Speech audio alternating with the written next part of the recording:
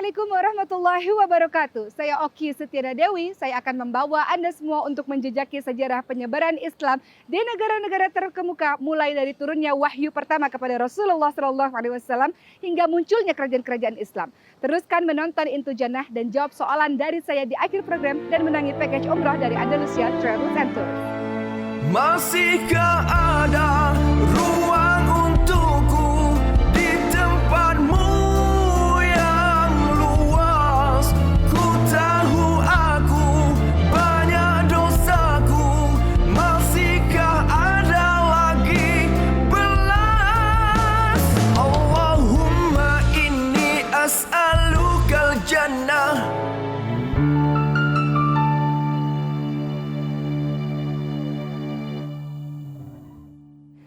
Sahabat yang dirahmati oleh Allah Subhanahu wa taala, sebelum kelahiran Rasulullah SAW di Mekah ini terjadi banyak sekali keburukan-keburukan. Orang-orang Quraisy senang sekali berjudi, minum khamar, memperlakukan wanita dengan tidak baik, membunuh bayi perempuan hidup-hidup dan berbuat buruk kepada budak-budak atau hamba sahaya mereka. Rasulullah SAW lahir dalam keadaan yatim karena pada saat itu ibunya tengah mengandung dan ayahnya pergi bersama kafilah dagang menuju ke negeri Syam. Namun di tengah perjalanan ayahnya Abdullah pun wafat. Maka Rasulullah SAW menjadi anak yatim ketika masih berada dalam kandungan. Ibunya bernama Aminah, garis keturunan dari sang ibu berasal dari Nabi Ismail alaihissalam dan Nabi Ibrahim alaihissalam. Ketika Rasulullah SAW lahir di muka bumi ini, datuknya Abdul Muthalib merasa sangat bahagia. Beliau menciumi bayi tersebut, memeluk bayi tersebut dan membawa bayi tersebut untuk menuju ke Ka'bah dan diberikan nama Muhammad yang berarti terpuji, agar kelak anak ini memiliki akhlak yang terpuji. Sama seperti kebiasaan orang-orang Arab Mekah ketika itu, saat bayi baru lahir maka mereka akan memberikan bayi-bayi tersebut untuk disusui oleh orang-orang pedesaan. Maka ada ibu-ibu yang berasal dari kampung Sa'ad menuju ke Mekah untuk mengambil bayi-bayi untuk disusui agar mereka bisa mendapatkan upah yang sangat banyak. Lalu seseorang bernama Halimah mencari bayi yang hendak disusui. Ketika berjumpa dengan bayi Muhammad, mulanya beliau tidak menginginkan untuk menyusui bayi tersebut karena Muhammad berasal dari seorang anak yatim yang ayahnya tidak ada, artinya tidak bisa memberikan gaji atau upah yang banyak. Namun pada akhirnya Halimah pun memutuskan untuk membawa bayi tersebut, bayi Muhammad, menuju ke kampungnya Sa'ad yang kemudian kita kenal namanya menjadi Halimatus Sa'diyah. Ketika Rasulullah SAW disusui oleh Halimatus Sa'diyah, maka keajaiban pun terjadi. Halimah dan keluarganya mendapatkan kemakmuran yang sangat luar biasa. Hewan-hewan ternak dari Halimah menjadi sangat banyak, susunya sangat banyak, dagingnya sangat banyak, sehingga Halimah pun hidup berkecukupan. Pada suatu ketika, di masa kecilnya, Rasulullah SAW mengadukan kepada Halimah, kepada ibunya, bahwa ada dua orang dari langit yang berbaju putih membelah dadanya dan mencuci apa yang ada di dalam tubuhnya. Halimah pun merasa sangat ketakutan, tidak tahu apa yang terjadi sesungguhnya dengan Muhammad kecil ini. Maka Halimah pun mengembalikan Muhammad kecil ini kepada sang ibu Aminah di kota Mekah. Aminah pun membawa Rasulullah SAW yang saat itu belum menjadi Rasulullah menuju ke kota Yathrib Madinah untuk berziarah ke makam ayahnya. Namun di tengah perjalanan pada akhirnya sang ibu pun wafat. Usia 6 tahun Nabi Muhammad SAW pun menjadi seorang yatim piatu. Oleh karena itu beliau dijaga oleh datuknya Abdul Muthalib sampai usia 8 tahun. Di usia 8 tahun, datuknya pun wafat, meninggal dunia. Kemudian beliau dijaga oleh bapak saudaranya, yaitu Abu Thalib. Abu Thalib adalah orang yang sangat-sangat miskin, namun sangat mencintai Muhammad kecil, bahkan lebih mencintai Muhammad kecil dibanding dengan anak-anaknya sendiri. Abu Thalib mengajarkan kepada Muhammad kecil untuk menggembala kambing. Disitulah Muhammad kecil akhirnya belajar menjadi seorang pemimpin. Pada usia 12 tahun, Muhammad kecil meminta kepada bapak saudaranya Abu Thalib untuk ikut berdagang ke negeri Syam.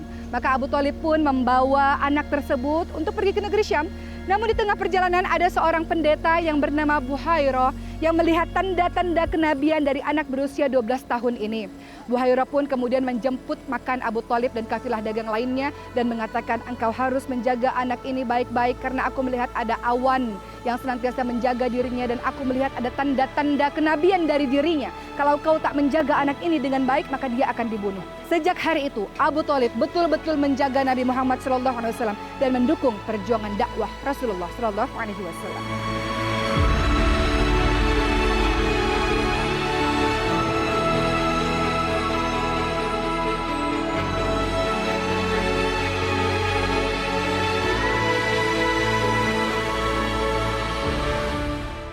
Sahabat yang dimuliakan oleh Allah Subhanahu wa taala, seperti yang kita tahu bahwa Rasulullah Shallallahu alaihi wasallam terkenal dengan julukan Al-Amin atau terpercaya karena sikapnya, karena perkataannya yang sangat jujur dan sangat amanah.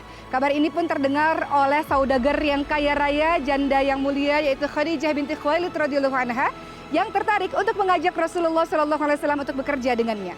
Maka Rasulullah Shallallahu alaihi wasallam yang ketika itu berusia 25 tahun pun membawa barang dagangan Khadijah untuk dijual ke negeri Syam dan ditemani oleh hamba saya Khadijah binti Khuwailid radhiyallahu anha, yaitu Maisarah.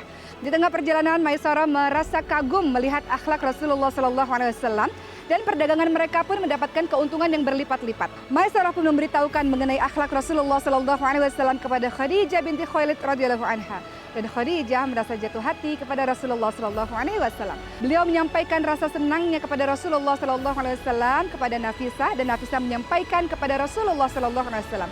Rasul pun menyampaikan kepada bapak saudara untuk meminang Khadijah binti Khuwailid radhiyallahu anha. Rasulullah Shallallahu alaihi wasallam menikahi Khadijah dengan mahar 20 ekor unta yang muda. Pernikahan mereka diberkahi oleh Allah Subhanahu wa taala, pernikahan yang sangat membahagiakan. Allah Subhanahu wa taala menganugerahi 6 anak dari rahim Khadijah binti Khuwailid radhiyallahu anha, Abdullah, Qasim, Ruqayyah, Zainab, Ummu Kulthum, dan Fatimah. Rasulullah Shallallahu alaihi wasallam sangat mencintai Khadijah. Beliau tidak pernah memadu Khadijah sampai Khadijah binti Khuwailid radhiyallahu anha pun wafat. Pernah pada suatu ketika istri Rasulullah Shallallahu alaihi wasallam yang lain, yaitu Aisyah radhiyallahu anha, mengatakan rasa cemburunya kepada Rasulullah Shallallahu alaihi wasallam, dan Rasul membela Khadijah dengan mengatakan, "Khadijahlah orang yang beriman kepadaku pada saat semua orang ingkar kepadaku. Khadijahlah orang yang membenarkanku pada saat semua orang mendustaiku. Dan Khadijah memberikan seluruh hartanya untuk dakwahku, dan dari rahimnya lah keluar anak-anakku." Itulah yang menunjukkan rasa cinta Rasulullah SAW yang sangat dahsyat kepada Khadijah binti Khuwailid radhiyallahu anha. Sampai akhirnya Khadijah binti Khuwailid radhiyallahu anha terus mendukung perjuangan dakwah Rasulullah SAW. Beliaulah yang menjadi qurratul a'yun, penyejuk mata, penyejuk hati bagi Rasulullah SAW.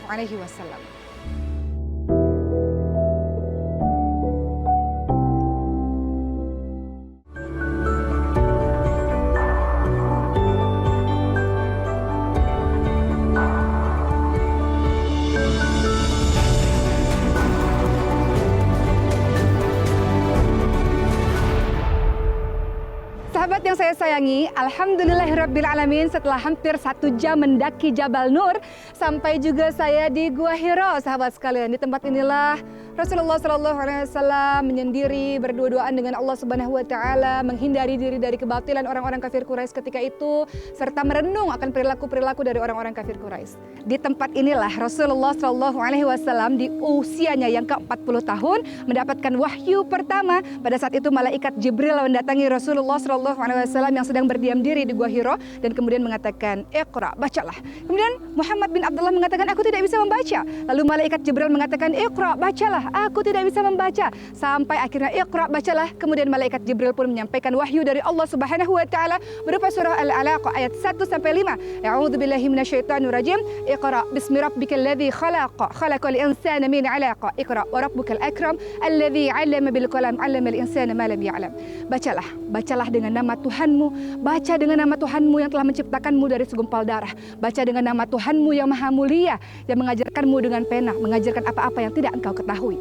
Pada saat itu resmilah Muhammad bin Abdullah menjadi Rasulullah Sallallahu Alaihi Wasallam. Rasul turun dari Jabal Nur ini bertemu dengan Khadijah dan mengadukan rasa takutnya yang sangat luar biasa. Selimuti aku, kata Rasulullah Sallallahu Alaihi Wasallam. Maka Khadijah, istri yang setia ini pun pada akhirnya menyelimuti Rasulullah Sallallahu Alaihi Wasallam, dan dalam keadaan tenang Rasulullah Sallallahu Alaihi Wasallam pun menceritakan apa yang terjadi pada dirinya kepada Khadijah.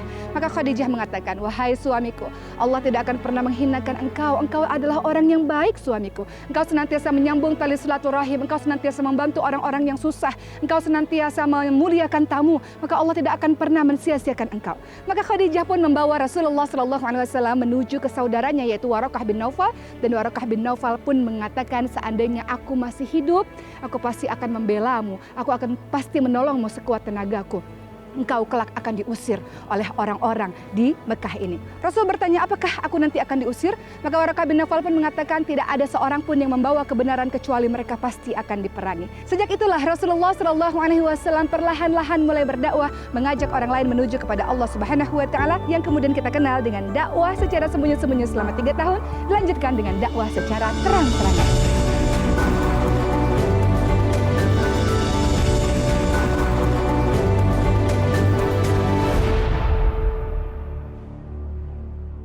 Dakwah Rasulullah SAW dibagi menjadi 2 bagian. Dakwah secara sembunyi-sembunyi dan dakwah secara terang-terangan.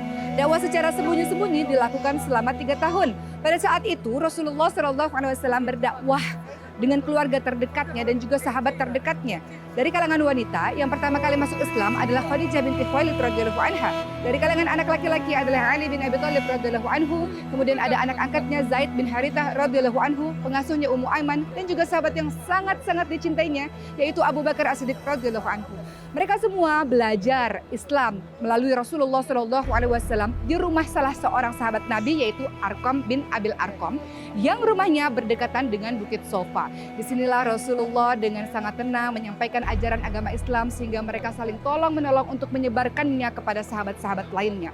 Ada satu sahabat yang didoakan oleh Rasulullah SAW agar dapat memasuki Islam, karena kalau beliau masuk Islam maka Islam akan sangat kuat, yaitu Umar bin Khattab radhiyallahu anhu. Dan pada akhirnya Umar bin Khattab radhiyallahu anhu pun masuk Islam di rumah Arqam bin Abil Arqam. Setelah itu dakwah dilakukan secara terang-terangan.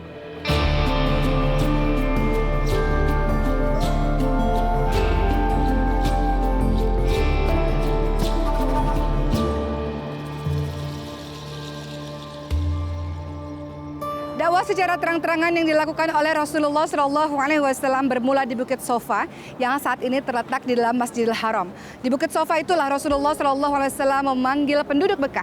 Ketika mereka semua sudah berkumpul, Rasulullah SAW mengatakan, di belakang bukit ini ada pasukan berkuda, apakah kalian percaya? Lalu mereka mengatakan, engkau tidak pernah berdusta. Lalu Rasulullah SAW pun mengatakan, kalau begitu katakanlah la ilaha illallah. Rasulullah SAW mengajarkan tauhid di Bukit Sofa kepada penduduk Mekah.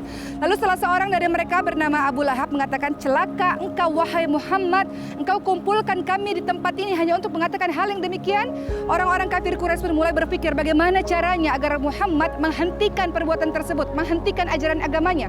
Maka mereka pun mengatakan, wahai Muhammad, hari ini kami beribadah kepada Tuhanmu, esok kalian kaum muslimin beribadah untuk Tuhan kami.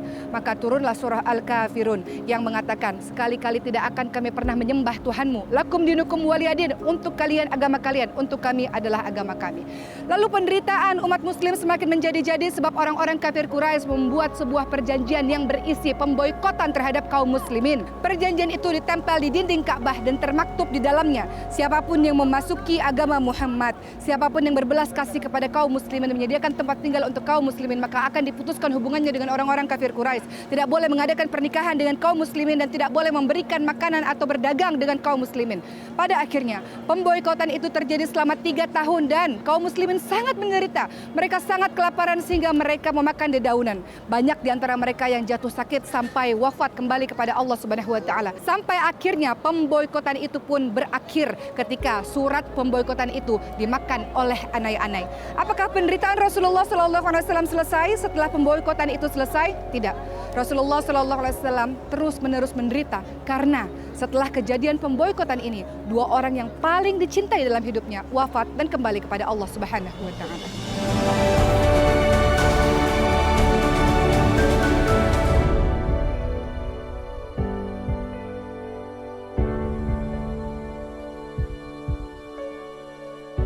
Khadijah menjadi orang yang sangat dicintai oleh Rasulullah SAW. Khadijah adalah cinta terbaik Rasulullah SAW. Khadijah adalah seorang wanita yang mendapatkan salam dari malaikat Jibril dan salam dari Allah Subhanahu wa taala. Allah membuatkan Khadijah rumah di syurga dan malaikat Jibril mengatakan, di syurga nanti tidak akan pernah ada kebisingan, tidak akan pernah ada kesusahan lagi wahai Khadijah. Khadijah awalnya adalah saudagar yang kaya raya, namun wafat mati dalam keadaan tidak berharta karena seluruh hartanya diberikan kepada dakwah Rasulullah sallallahu alaihi wasallam. Saking besarnya rasa cinta Rasulullah sallallahu alaihi wasallam kepada Khadijah, Rasulullah sallallahu alaihi wasallam selalu berbuat baik kepada saudara-saudara dan kawan-kawan Khadijah. Saat Khadijah wafat, penyiksaan semakin bertambah-tambah. Rasulullah dilempari kotoran hewan, Rasulullah dilempari pasir, sampai Fatimah pun menangis membersihkan kotoran dan pasir itu dari badan ayahnya. Rasulullah sallallahu alaihi wasallam tak berhenti berdakwah dalam keadaan yang masih sedih atas kepergian orang-orang yang dicintainya. Rasulullah pun melanjutkan dakwahnya ke negeri Taif. Disinilah dakwah Rasulullah sallallahu alaihi wasallam tidak diterima sampai Rasulullah sallallahu alaihi wasallam kembali mengadu kepada Allah Subhanahu wa taala akan kesedihan yang terjadi di dalam hidupnya.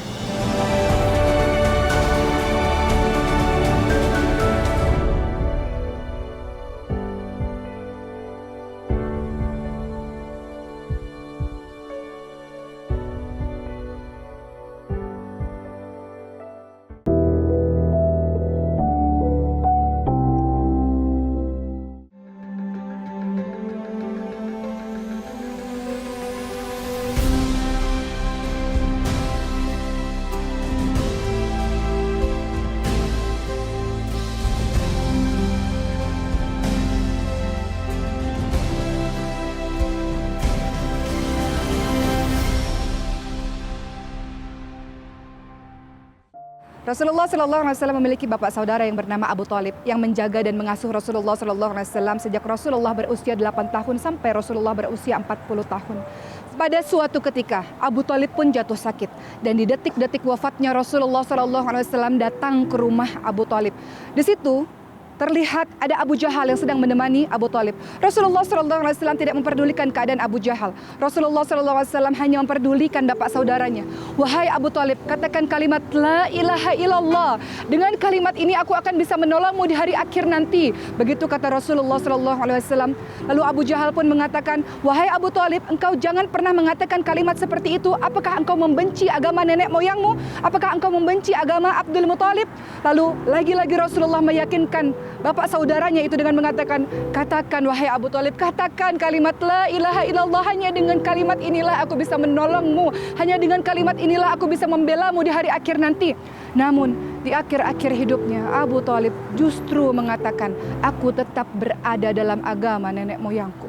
Maka Rasulullah sallallahu alaihi wasallam menangis pada saat itu. Rasul tahu hari ini mereka berpisah, namun di surga mereka akan bersama-sama berkumpul kembali. Namun wafat dari Abu Thalib menyesakkan dada Rasulullah, membuat Rasulullah sangat-sangat bersedih karena ini adalah perpisahan selama-lamanya, perpisahan dengan seorang bapak saudara yang selama ini mendukung perjuangan Rasulullah sallallahu alaihi wasallam. Rasulullah sallallahu alaihi wasallam pun berusaha untuk meminta ampunan dari Allah Subhanahu wa taala, namun Allah Subhanahu wa taala melarang orang-orang beriman, para nabi untuk mendoakan orang-orang musyrik. Kesedihan yang sangat nyata dialami oleh Rasulullah, dan beberapa hari atau beberapa minggu setelahnya kesedihan Rasulullah pun semakin bertambah-tambah karena istri yang paling dicintainya, penyejuk mata, penyejuk hati bagi Rasulullah SAW pun kembali ke rahmatullah.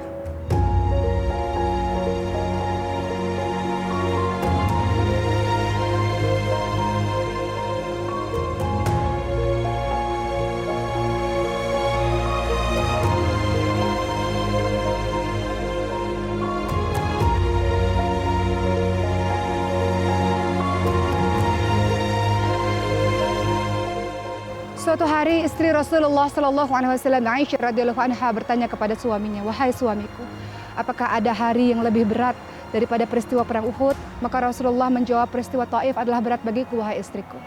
Sahabat yang dimuliakan oleh Allah Subhanahu wa taala, hampir sekitar 10 tahun Rasulullah berdakwah, namun hanya 153 orang saja yang memasuki Islam. 83 orang mereka menuju atau berhijrah ke Habsyah, Ethiopia bersama dengan Ja'far. Sisanya 70 orang bersama dengan Rasulullah sallallahu alaihi wasallam. Mereka mendapatkan siksaan yang sangat banyak dari orang-orang kafir Quraisy dan mereka juga tidak diperbolehkan untuk keluar dari kota Mekah. Pada suatu malam Rasulullah sallallahu alaihi wasallam berjalan kaki menuju ke kota Taif, kota yang terletak sekitar 80 km dari kota Mekah.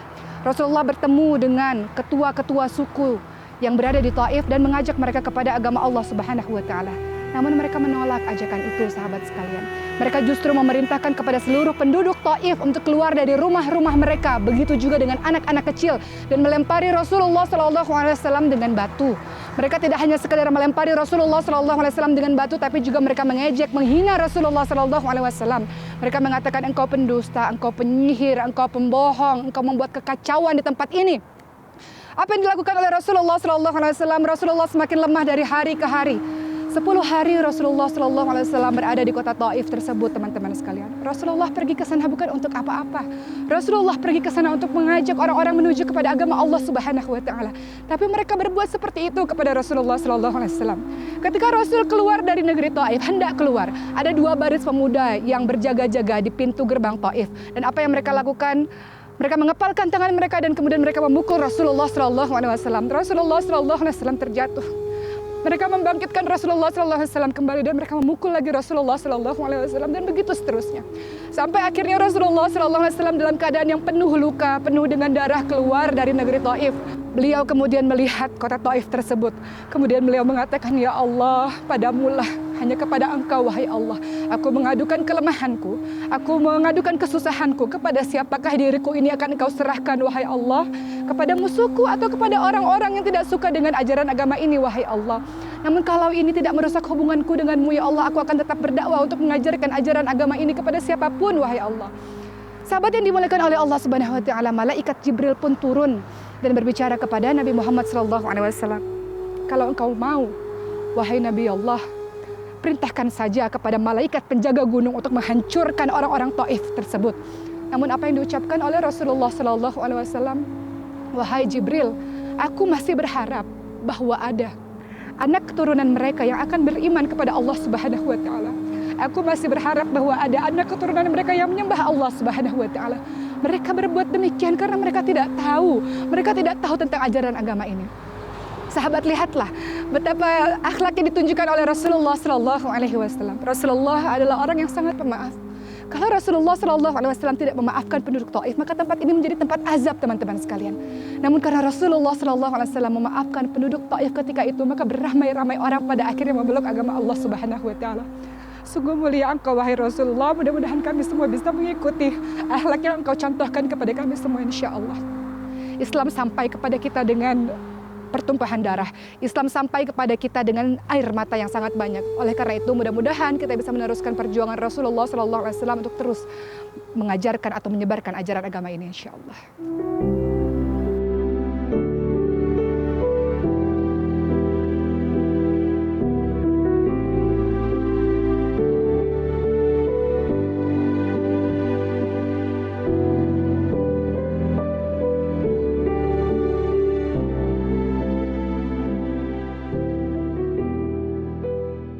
Sahabat, begitulah perjalanan panjang dakwah Rasulullah SAW.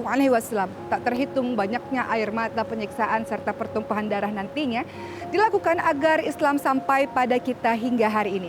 Sebelum meninggalkan kota Mekah, Rasulullah SAW berkata pada kota Mekah, wahai kota Mekah, engkau adalah negeri yang terbaik, engkau adalah negeri yang paling aku cintai. Apabila aku tidak terusir darimu, aku tidak akan pernah mungkin meninggalkanmu.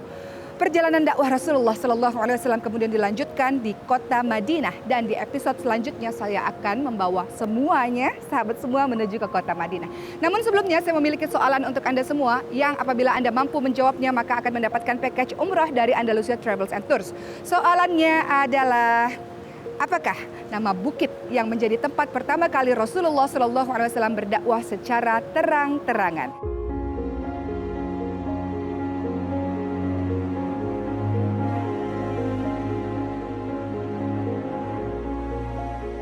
Saya mengucapkan terima kasih kepada Andalusia Travels and Tours dan Oman Air yang telah membawa saya ke tempat ini. Sampai berjumpa di episode selanjutnya. Assalamualaikum warahmatullahi wabarakatuh.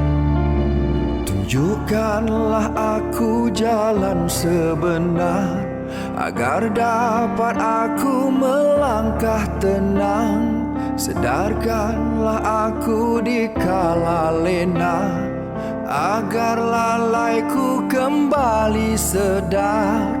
Bisikan padaku sehalus bayu, gerakan hatiku agar ku tahu